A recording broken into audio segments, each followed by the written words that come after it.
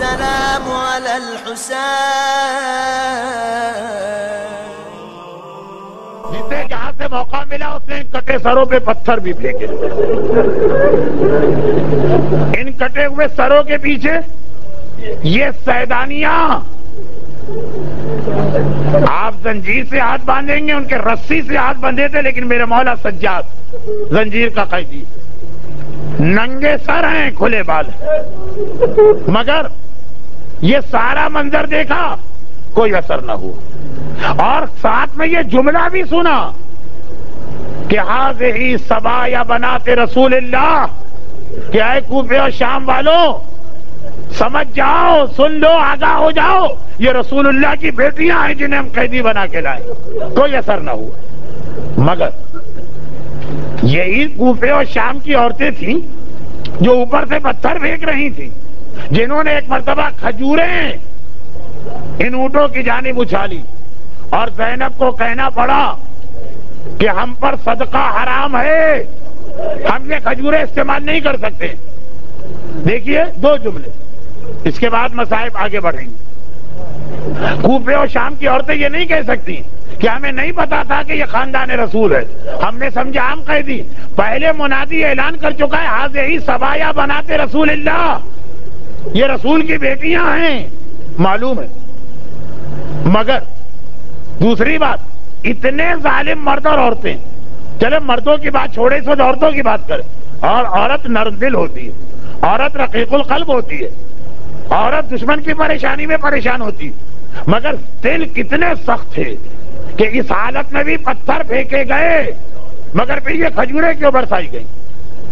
یہ کھجوریں سجاد اور زینب کے لیے نہیں، کٹے ہوئے سروں کی وجہ سے نہیں، ماں کی گود میں بیٹھے ہوئے ان بچوں کے چہروں کو دیکھ کر، جن کے اترے ہوئے چہرے، جن کے سوکھے ہونٹ، جن کے پیاسے زبان، ایک ایک کیفیت عورت کو بتانے کے لیے کافی ہے. مرد شاید اتنی آسانی سے نہ پہچانے کہ کون بچہ پیاسا، عورت پہچان جائے گی یہ ماں کی گود میں بیٹھا ہوا بچہ یا بچی کئی وقتوں کے پیاسے. اور یہ بھی ایک مقصد تھا جس کے لیے حسین سب کے مشوروں کو ٹھکرا کے ان بچوں کو ساتھ لے کے آئے تھے. جب مدینے سے نکل رہے تھے کہا گیا تھا آقا اگر جانا ہی ہے تو عورتوں کو لے کے نہ جائیے. عبداللہ ابن عباس مشورہ دیتے ہیں، پردے کے پیچھے سے زینب کی آواز آتی ہے، ابن عباس یہ کیا کہہ دیا؟ بھائی سے جدا ہو کر کیا بہن زندہ رہ سکے گی؟ حسین نے کہا نہیں، جو جہاد میں کر رہا ہوں ایک منزل پر ان عورتوں کی ضرورت پڑے گی. خاندان کے لوگوں نے کہا اچھا آقا کم از کم چھوٹے چھوٹے بچوں کو تو چھوڑ جائیے. حسین نے کہا تمہیں نہیں پتا میرے اس جہاد میں ان بچوں کی آگے چل کے کتنی ضرورت پڑے گی. مرحوم مولانا غلام عسکری صاحب کا ایک جملہ میں پہلی مجلس میں پڑھا تھا، اس کو آج دوہرا کے بات آگے بڑھاتا ہوں. جب اصغر نے مدینہ چھوڑتے وقت صغرا کی گودی سے آنے سے انکار کر دیا تھا، آقا نے کان میں آ کے یہی تو کہا تھا اصغر بیٹا تیرا باپ تجھے تیری بہن سے کبھی علیحدہ نہ کرتا، لیکن جو جہاد مجھے کرنا ہے اصغر اس میں مجھے تیری ضرورت. لیکن اصغر کی ضرورت تھی کربلا کے لیے یزیدیوں کو رلانا، اور سکینہ کی ضرورت تھی کوفہ و شام کے لیے شامیوں کو رلانا. رباب، شہزادی رباب، ہمارا سلام ہو آپ کو. شب عاشور آپ کتنی پریشان تھی. آقا حسین شب عاشور جب بیویوں کے خیمے کا جائزہ لے رہے تھے، فقط رباب کے خیمے سے رونے کی آواز آ رہی تھی. حسین نے کہا رباب خیریت تو ہے؟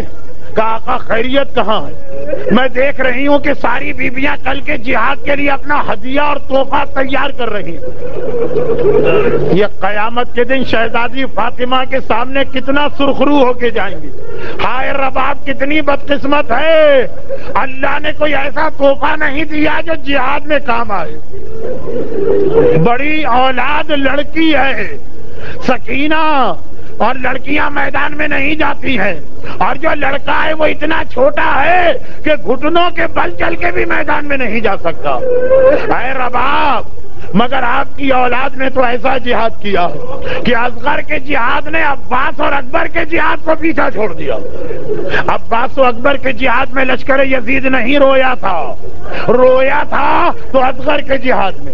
اور آپ کی سکینہ کے جہاد، زینب و کلثوم کا جہاد اس کے پیچھے چھپ گیا، کیونکہ زینب و کلثوم کے جہاد نے کوفیہ اور شامی عورتوں کو ایسا نہ بدلا جیسا سکینہ کے پیاسے چہرے اور سوکھی زبان نے ان ظالموں کے دل میں رحم پیدا کیا. عزاداروں، آج میرے آقا اور مولا مظلوم امام کا 20واں ہے. جب 20ویں کا دن آتا ہے، خاندان کے افراد، گھر کے افراد، مرنے والے کے وارث کس طرح اپنے مرنے والے کو یاد کرتے ہیں، کس طرح سے اس کے نام پہ دسترخوان سجایا جاتا ہے. ہائے وہ زینب کیا کرے کہ 20واں ہے مگر دونوں ہاتھ پسے گردن بندھے ہیں. ہائے وہ زینب بھائی کے نام پہ پانی بھی پیش نہیں کر سکتی ہے، اس لیے کہ اتنے پیاسے ہیں زینب کے بچے.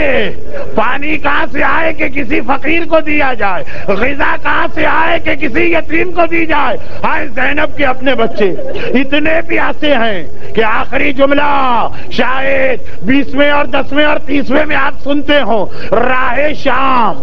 ایک بار اتنا گرم دن تھا کہ دن کے وقت قافلہ روک دیا گیا.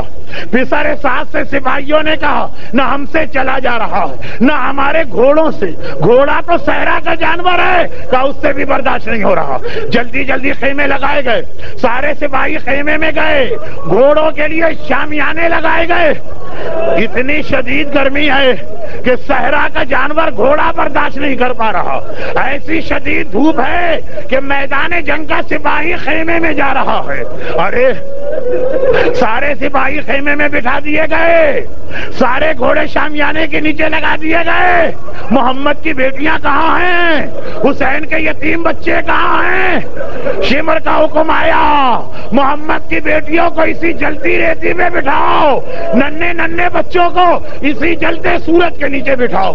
عزاداروں، جو گرمی گھوڑے سے برداشت نہ ہو، جو سورج میدان میں لڑنے والے سپاہی سے برداشت نہ ہو، ہائے سکینہ، ہائے رباب، ہائے زینب، ہائے بیمار امام سجاد. خالی یہ نہیں، سپاہی بے چین، گھوڑوں کی زبان پیاس سے لٹک آئی. شمر نے اپنی نگرانی میں کہا پانی پلاؤ. ایک مرتبہ پانی پلانا شروع کیا. سکینہ نے پانی کی مشق دیکھی. پھوپھی اماں، میں کربلا سے پیاسی چلی آ رہی ہوں، کیا یہاں مجھے پانی مل سکتا ہے؟ کیا اجازت ہے میں جا کے پانی کا سوال کروں؟ چونکہ حسین نے بھی پانی کا سوال کیا تھا تو زینب کو پتا تھا پانی مانگنے میں قباحت نہیں. کہا بیٹی جا. سکینہ آگے آئی. اے شمر، سپاہیوں کو پانی دے رہا ہے، چند قطرے مجھے دے سکتا ہے؟ ارے شمر کو منع کرنا تھا، منع کر دیتا. ظالم نے منع بھی نہ کیا، کہا ہمارے ساتھ چلنا ہوگا. ننھی بچی، پیاسی بچی، سارا قافلہ سکینہ کو گھومنا پڑا. پاؤں دکھنے لگے، گھٹنوں میں درد ہونے لگا. لیکن جب دیکھا آخری سپاہی کو بھی پانی مل گیا، اب شاید مجھے ملے. شمر نے کہا نہیں، پہلے گھوڑوں کو پانی پلایا جائے گا، جانوروں کو پہلے پانی پلایا جائے گا. ارے 30,000 گھوڑے پانی پلایا گیا. حسین کی ننھی سکینہ ننگے پاؤں ایک بار شمر کے ساتھ چل رہی ہے. عزاداروں، اب مجھ میں بھی ہمت نہیں کہ مسائب پڑھوں. آخری جملہ، آخری گھوڑے نے پانی پی لیا، اب تو مجھے پانی ملے گا. شمر نے کہا سکینہ ذرا ہاتھ بڑھانا. سکینہ نے ہاتھ نہ بڑھائے. حسین کی بچی ہاتھ نہیں پھیلا سکتی. شمر نے مشق کا منہ کھولا، سکینہ کے برابر ساری مشق جلتی ریتی میں ڈال دی. سکینہ، دنیا پانی پانی ہو جائے، جانوروں کو پانی ملے، حسین کے بچوں کے لیے پانی نہیں ہے، تجھے پیاسا رہنا پڑے گا. بھائی یہ منظر دیکھنا تھا. ایک بار وہیں کھڑے سکینہ نے فرات کا رخ کیا. چچا عباس، ذرا یہاں کے دیکھ، ہائے تیری سکینہ پہ کیا ظلم ہو رہا. ماتم حسین. السلام على الحسين